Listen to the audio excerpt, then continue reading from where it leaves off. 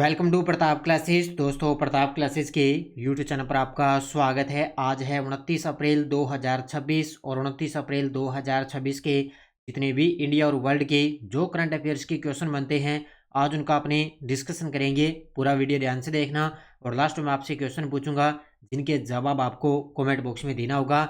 आज अपने पढ़ेंगे सूर्य ज्योत्सना राष्ट्रीय संगीत पुरस्कार समारोह है नई दिल्ली में। परमाणु अप्रसार संधि के पक्षकारों का 11वां सम्मेलन शुरू हो चुका है और लद्दाख के अंदर 5 नए जिलों की अधिसूचना को मंजूरी मिल चुकी है। इनकी आज हम चर्चा करेंगे पूरे लेटेस्ट न्यूज़ के साथ में। डेली आपको सुबह ये 7:30 पर ये करंट अफेयर्स की क्लास आपको मिलती है। जो भी साथी bank, UPSC, SSGD, RAS, railway, first grade, LDC कोई भी एग्ज़ाम हो, इन सभी एग्ज़ाम के लिए डेली आपको ये पूरे फैक्ट के साथ, पूरे लेटेस्ट न्यूज़ के साथ ये करंट की क्लास आपको मिलती रहेगी। सभी साथी एक बार करेंगे सेशन को लाइक शेयर। सभी साथियों को प्यार भरा नमस्कार, गुड मॉर्निंग।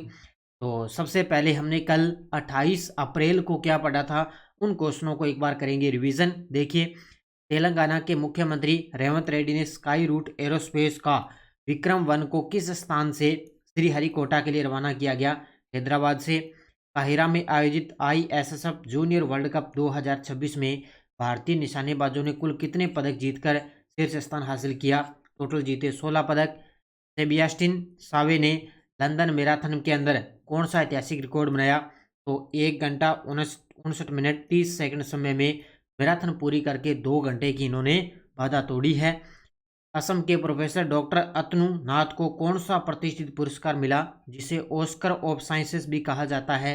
तो breakthrough prize in fundamental physics award. 25 अप्रैल 2026 को बेंगलुरु में बीईएमएल के हिम्पसंद्रा परिसर में स्वदेशी Aditya high speed bullet train निर्माण संयंत्र का उद्घाटन किसने किया? हमारे रेल मंत्री अश्विनी वैष्णव ने। और वन और जलवायु परिवर्तन मंत्रालय राष्ट्रीय जैव विविधता प्राधिकरण द्वारा शुरू की गई 5 वर्षीय जैव विविधता परियोजना का मुख्य उद्देश्य है तमिलनाडु और मेघालय में जमीनी स्तर के शासन को मजबूत करना। तो ये थे कल के क्वेश्चनों का रिवाइज हमने कर लिया। ये अपनी जो टेस्ट सीरीज चल रही है, इसमें आपको डेली क्लास का शाम को टेस्ट मिल जाता है, डेली पीडीएफ मिल जाती है, वीकली टेस्ट आपको कल मिल गया और मंथली टेस्ट भी आपको मिलेगा। अभी जैसे अप्रैल महीना कंप्लीट हो रहा है ना, तो अप्रैल महीने की पूरे महीने की क्लास आपको यूट्यूब पर मिल जाएगी और टेस्ट आपको इस ऐप के अंदर मिल जाएगा और पीडीएफ भी आपको इस ऐप के अंदर मिल जाएगी। तो जरूर आप ये ऑल इन वन की जो टेस्ट सीरीज है इसको आप जरूर ज्वाइन करें। इसमें आपको 31 दिसंबर 2026 तक डेली, वीकली, मंथली टेस्ट आपको मिलता रहेगा। मंथली पीडीएफ का आप प्रिंट निकाल के उसका अच्छे तरीके से अध्ययन कर सकते हो। अब करते हैं स्टार्ट आज की क्लास। 29 अप्रैल 2026 सभी साथी एक बार करेंगे सेशन को लाइक और शेयर। पहला क्वेश्चन आपके सामने देखिए, सूर्य ज्योत्सना राष्ट्रीय संगीत पुरस्कार किस क्षेत्र में उत्कृष्ट योगदान के लिए दिया जाता है? तो ये देखो आपके सामने तस्वीर में, अभी हाल ही में दिल्ली के अंदर सूर्य ज्योत्सना राष्ट्रीय संगीत पुरस्कार समारोह आयोजन हुआ है। नई दिल्ली के अंदर इसका आयोजन किया गया। तो उसमें 2 शख्स हैं जिनको ये अवार्ड मिला है। तो ये किस क्षेत्र में उत्कृष्ट योगदान के लिए ये अवार्ड दिया जाता है? तो भारतीय शास्त्रीय संगीत के क्षेत्र में। किसमें? भारतीय शास्त्रीय संगीत के क्षेत्र में ये अवार्ड दिया जाता है। और ये पुरस्कार जिन्होंने उत्कृष्ट योगदान दिया है भारतीय शास्त्रीय संगीत के अंदर, उन्हीं को अवार्ड मिलता है। तो इसका हाल ही में आयोजन हुआ नई दिल्ली के अंदर और 2 व्यक्तियों को ये अवार्ड मिला है। तो ये देखो आपके सामने तस्वीर में। अब दोनों ये कौन कौन है देखो। सूर्य ज्योत्सना राष्ट्रीय संगीत पुरस्कार एक प्रतिष्ठित संगीत सम्मान है। इसका आयोजन राष्ट्रीय राजधानी नई दिल्ली में किया गया। यह पुरस्कार भारतीय शास्त्रीय संगीत में उत्कृष्ट योगदान के लिए दिया जाता है। इस समारोह के अंदर प्रसिद्ध गायिका सुमित्रा गुहा को सम्मानित किया गया और इनके साथ में पंडित लक्ष्मण कृष्ण राव पंडित को भी सम्मान मिला है। तो 2 शख्स हैं, एक गायिका है सुमित्रा गुहा और एक है इनके साथ में पंडित लक्ष्मण कृष्ण राव पंडित। इन दोनों को अवार्ड मिला है। उद्देश्य भारत की समृद्ध संगीत परंपराओं के संरक्षण और संवर्धन को बढ़ावा देना है। तो ये आपको याद रखना है, दोनों के दोनों भारतीय शास्त्रीय संगीत में उत्कृष्ट योगदान के लिए दोनों सम्मानित किया गया। प्रसिद्ध गायिका सुमित्रा गुहा और प्रसिद्ध है पंडित लक्ष्मण कृष्ण राव पंडित, इनको ये अवार्ड मिला है। तो दिल्ली के अंदर इनको ये अवार्ड मिला है। आज आपको पता है 29 अप्रैल है और 29 अप्रैल को अपने बनाते हैं अंतर्राष्ट्रीय नृत्य दिवस। क्या बनाते हैं? अंतर्राष्ट्रीय नृत्य दिवस मनाते हैं आज 29 अप्रैल को। ठीक है, अगला, Bharat Bhutan mystics mountain tour किस संगठन द्वारा शुरू किया गया है? गजब का प्रश्न है भी। भारत और भूटान के द्वारा मिस्टिक्स माउंटेन टूर किस संगठन द्वारा शुरू किया गया? तो ये Indian railway catering and tourism corporation यानी कि IRCTC द्वारा। ये देखो आपके सामने तस्वीर में, तो Indian railway catering and tourism corporation जो IRCTC है, उन्होंने भारत और भूटान के लिए मिस्टिक्स माउंटेन टूर शुरू किया है। किसके द्वारा? IRCTC द्वारा ये टूर शुरू किया गया। तो ये 14 दिनों का टूर रहेगा। अब इसमें क्या क्या प्रक्रिया है वो देखो। तो IRCTC Bharat Bhutan mystics mountain tour आयोजक है इंडियन रेलवे कॉन्स्टिट्यूशन क्या है, catering and tourism corporation IRCTC द्वारा Bharat Bhutan mistake mountain tour. इसकी अवधि रहेगी 14 दिन। ये अंतर्राष्ट्रीय रेल सह सड़क यात्रा रहेगी। इसकी शुरुआत हो रही है नई दिल्ली से। तो 14 दिन को यह टूर रहेगा। नई दिल्ली से इसकी शुरुआत हो रही है। पूर्वोत्तर भारत में भूटान और भारत गौरव डिलक्स AC टूरिस्ट ये ट्रेन रहेगी, यानी कि AC टूरिस्ट ये ट्रेन रहेगी। इसमें प्रीमियम और लग्जरी सुविधाओं से ये लैस रहेगी।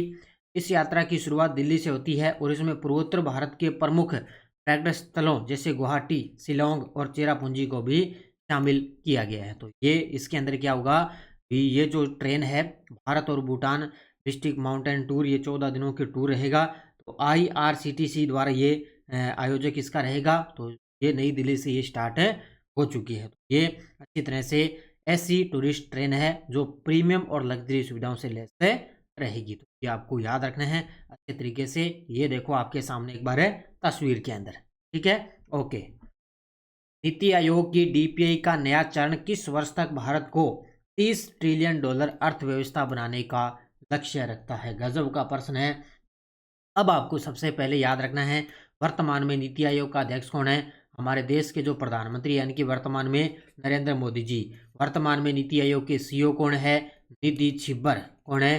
निधि छिब्बर। और अभी ताज़ा नीति आयोग के उपाध्यक्ष बने हैं अशोक कुमार लाहिड़ी। कौन बने हैं? अशोक कुमार लाहिड़ी। तो नीति आयोग की DPI का नया चरण किस वर्ष तक अगले भारत को 30 ट्रिलियन अर्थव्यवस्था बनाने का लक्ष्य रखता है? तो एक ही बात है, सन 2047। टारगेट रख लिया, चाहे सेंटर है चाहे राजस्थान में है, बस 2047 का टारगेट रखा है कि हम 2047 तक भारत को विकसित करना है।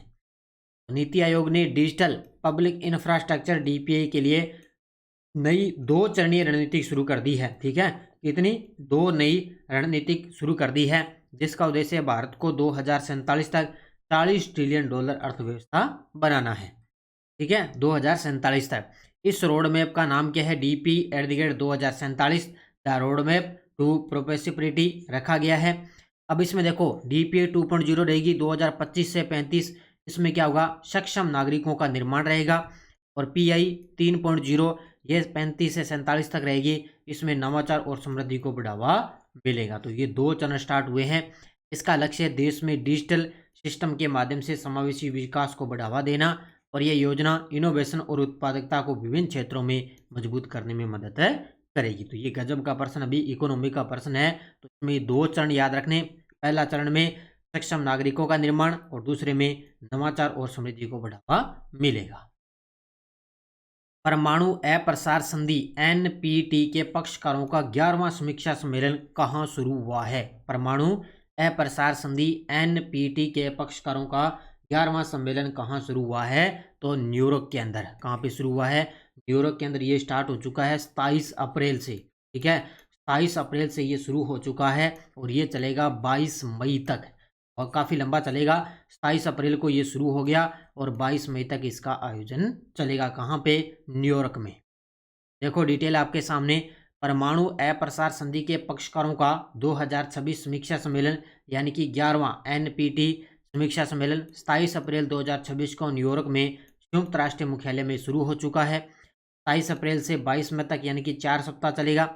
इसका उद्देश्य सदस्य देश संधि के 3 प्रमुख स्तंभों निरस्त्रीकरण, अप्रसार और परमाणु ऊर्जा का शांतिपूर्ण उपयोग पर हुई प्रगति की समीक्षा करेंगे। इस सम्मेलन की अध्यक्षता वियतनाम की राजदूत डो हंग वियत कर रहे हैं। ये पॉइंट नोट कर लेना अच्छे तरीके से, ठीक है। इस सम्मेलन की अध्यक्षता कौन करेंगे? वियतनाम के जो राजदूत है वर्तमान में, दो हंग वियत है, वो वर्तमान में इसकी अध्यक्षता कर रहे हैं। तो ये 22 मई तक चलेगा। कौन सा सम्मेलन? परमाणु अप्रसार संधि के पक्षकारों का 11वां सम्मेलन, ठीक है। भारत न्यूजीलैंड मुक्त व्यापार समझौते पर भारत की ओर से किसने हस्ताक्षर किए हैं? ये भी गजब का प्रश्न है। तो अभी हाल ही में भारत और न्यूजीलैंड के बीच में मुक्त व्यापार समझौते पर हस्ताक्षर किए गए। तो ये देखो आपके सामने तस्वीर के अंदर। तो भारत की तरफ से रहे थे अपने पीयूष गोयल, जो अपने केंद्रीय उद्योग वाणिज्य उद्योग मंत्री है ना पीयूष गोयल, वो भारत की तरफ से रहे। तो भारत और न्यूजीलैंड के बीच में मुक्त व्यापार समझौते पर हस्ताक्षर किए गए। अब इसमें मुख्य बातें क्या हुई? तो समझौते का नाम भारत न्यूजीलैंड मुक्त व्यापार समझौता। हस्ताक्षर करने वाले भारत की ओर से पीयूष गोयल और न्यूजीलैंड की ओर से टॉड मैकले, ठीक है। और हस्ताक्षर स्थान रहा था भारत मंडपम, नई दिल्ली के अंदर हस्ताक्षर किए गए। इसमें क्या रहा? इस समझौते की सबसे अहम बात यह है कि भारतीय निर्यात के 100% हिस्से को न्यूजीलैंड में जीरो ड्यूटी यानी कि बिना किसी शुल्क के पहुंच मिलेगी। पहला पॉइंट ये। और दूसरा, न्यूजीलैंड ने भारत में 20 अरब अमेरिकी डॉलर के निवेश को बढ़ावा देने का वादा किया है, क्योंकि अभी ताज़ा इनके बीच में कुछ समझौते हुए हैं। मुख्य आपको दो बातें ये याद है रखनी है कि भारत में अब 20 अरब अमेरिकी डॉलर के निवेश को बढ़ावा देने का वादा किया है। किसने? न्यूजीलैंड ने, ठीक है। तो किसके बीच? भारत और न्यूजीलैंड के बीच मुक्त व्यापार समझौते पर हस्ताक्षर। हाल में लद्दाख में 5 नए जिलों की अधिसूचना को मंजूरी किसने दी है? ये लीजिए भी, अब लद्दाख के अंदर 5 नए जिले बन गए और इसकी अधिसूचना दी है विनय कुमार सक्सेना ने। विनय कुमार सक्सेना, क्योंकि लद्दाख के उपराज्यपाल हैं विनय कुमार सक्सेना। तो अभी ये इन्होंने कहा कि हम 5 नए जिलों की अधिसूचना भी दे दी। इससे पहले इसके अंदर 2 ही जिले थे, अब 5 और बढ़ जाएंगे तो टोटल इसके अंदर कितने हो जाएंगे? 7, ठीक है। घोषणा करने वाले विनय कुमार सक्सेना। एलजी क्षेत्र है लद्दाख। निर्णय का स्वरूप 5 नए जिलों के गठन को अधिसूचना को मंजूरी। 5 नए जिले नुब्रा, शाम, चांगथांग, जांस्कर और द्रास, ये 5 नए जिलों की मंजूरी दे दी और जिलों की संख्या 2 से बढ़कर अब 7 हो जाएगी। तो 5 जिलों के आपको नाम याद रखने हैं लद्दाख के अंदर।